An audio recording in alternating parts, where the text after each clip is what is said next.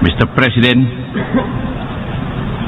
delegates, ladies and gentlemen, I wish to congratulate you on your assumption to the presidency of this 71 sessions of United Nations General Assembly. Rest assured of your nation's commitment to contribute to your successful tenure in this august body. The theme of this session are Sustainable Development Goals, a universal push to transform our world. Is appropriated as move forward with our common commitment to maintain and elevate the momentum that we reached last year. Mr. President, I wish to congratulate you on your assumptions. We reassure Indonesia's commitment that Indonesia attach a great priority to the issue of development, in particular sustainable development. Through the commitment and setting of global targets in the MDGs, the world has made considerable progress in achieving development for all. The MDGs have been an important guidance for countries to eradicate poverty and the time frame for their realization, and added more needed sense of urgency for the global community. Today, we have a new set of global goals and time frame. The transformative 2030 Agenda is a global comprehensive framework for sustainable development effort for us and at national level and for international community to act as one. The agenda is broader than the issue contained in MDGs. It reflects challenges faced by countries at national level, at the same time commit the international community to addressing global challenge. Indonesia is fully committed to implement the 2030 Agenda. We have taken concrete measures such as mainstreaming the SDGs into National Development Plan, finalizing legal and institutional framework for national implementation, engaging all stakeholders, including local government, academic, civil society, as well as philanthropic organizations, and developing national and subnational action plan guidelines, the SDGs database, and monitoring, evaluation, and reporting mechanism. However, implementation of MDGs have taught us important lesson. National commitment needs to be complemented with a strong and robust international cooperation. In this regard, the implementation of the 2030 Agenda must be supported by the realization of strong global partnership. A global partnership that makes a transformative difference to the effort of advancing sustainable development. The global community must also provide sufficient means for the implementation of the Sustainable Development Goals. Such means include stable and predictable funding mechanisms and innovative approach in finishing of development. Mr. President, critical to achieving our 2030 Agenda is an enabling environment. I am sure that we are all familiar and have most likely used a term, peace is prerequisite to development. It is very essence. This term simply means without peace, security, and stability, there will be no development. From our experiences in 1950s and 60s, Indonesia can attest to this statement. Internal conflict, regional strife with our neighbor, tore Indonesia focus away from development. Today, we are seeing much of the same in many parts of the world. Peace deficit, security deficit, and instability. have resulted in so far too many of our brothers and sisters having to struggling to their basic survival, sometimes in an unimaginable and inhuman way. Increased tension between countries, unsolved territorial disputes are all increasing the risk of open conflict if unrestrained.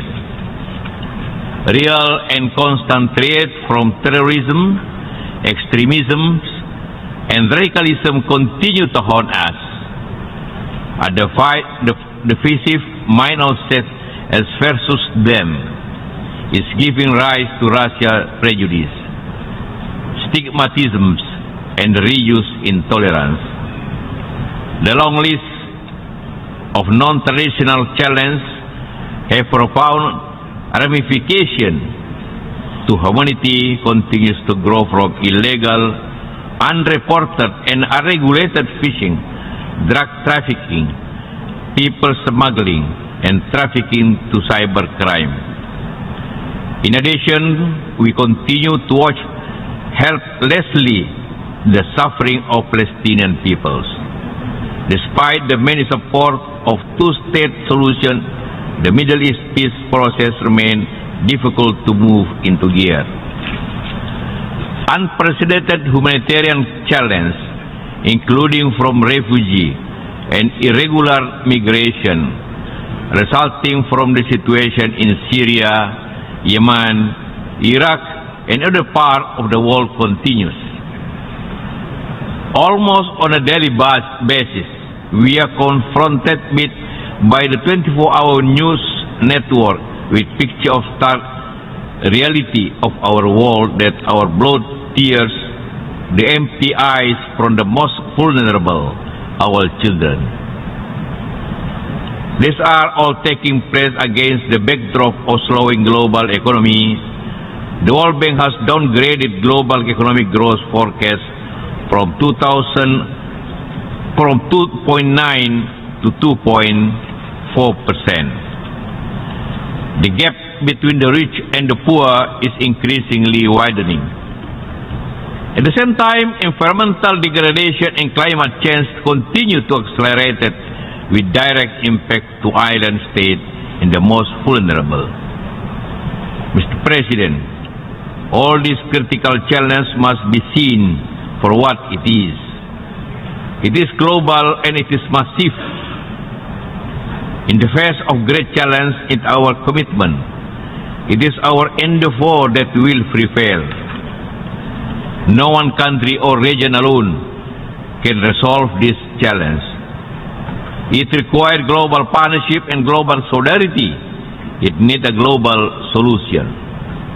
More than ever before, we need the United Nations, a United Nation that is the center of our global governance. A United Nation that is transparent, effective, accountable, efficient, and representative. Key to this UN reform to make the United Nations stronger, making it more relevant to the 21st century challenge and reality. Eliminating the silos in the way the Secretariat carries out in the works. Too many important players have been left out on the decision-making process from the UN, where the principles of democracy is often put aside. Too often the decisions taken in the UN differ to that which is needed on the ground. We need a mainstream SDGs goal and target, universal principles such as human rights in all activities and work of the communities, agencies, and related bodies under the UN system. Most important is for us, the member states, we must also adapt to the new realities and challenges facing the UN. We need to embrace new methods of work that will safeguard the important targets, such as the successful implementation of SDGs. Mr. President, Indonesia is a true advocate for multilateralism. It is inherent in our DNA. In the founding of a nation is our constitution. We are a nation with the fourth largest population, the largest Muslim population, the third largest democracy. A country where democracy, Islam, modernity, and women empowerment go hand in hand, that forefront of the promotion of democracy, tolerance, pluralism, and peace. A nation of 1,000 islands, big and small, fully understanding the impact of climate change. And most important, a nation that respects and fully adhere to the principle of the UN Charter in our foreign relations. These traits have allowed Indonesia to play a contribute role in various UN collective commitments. In the area of peace and security, Indonesia remains steadfastly committed to increasing the contribution to UN peacekeeping to the 4,000 personnel by 2019. Our roadmap for Vision 400 peacekeeper motivated us to work relentlessly in our role to strengthening UN peacekeeping operations, while mindful that contribution to peacekeeping operations are not merely about number. Indonesia cooperation and effort on the countering terrorism has been enhanced both regional and globally. We continue to show our leadership in combating climate change through mitigation, adaptation, effort, as well as the issue of ocean and maritime affairs. We have signed the Paris Agreement and scheduled to conclude the ratification process in due course. Indonesia is also committed to the global effort on the promotion and the protection of human rights. At the regional level, we continue to maintain regional stability and prosperity through our active participation in regional cooperation such as the ASEAN, as well as knowledge sharing through South-South and triangular operation. Mr. President, against the backdrop, allow me on this August opportunity to announce Indonesian candidate to the non-permanent membership of the UN Security Council for period 2019-2020. Indonesia's modalities, commitment, and contribution to the United Nations make Indonesia a true partner for the world peace. Mr. President, Indonesia recognizes that our journey 2030 might not always sail through blue skies. The realities of our world today cannot wait for perfect condition.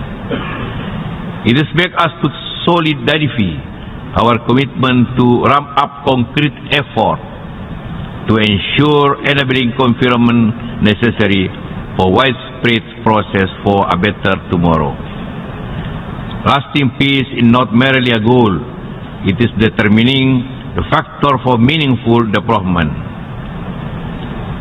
Indonesia remains steadfast and will always in the front line for the global partnership in promotion of global peace and prosperity for all in our effort to continuously work together to create a stronger, more representative as well as democratic United Nations. I thank you.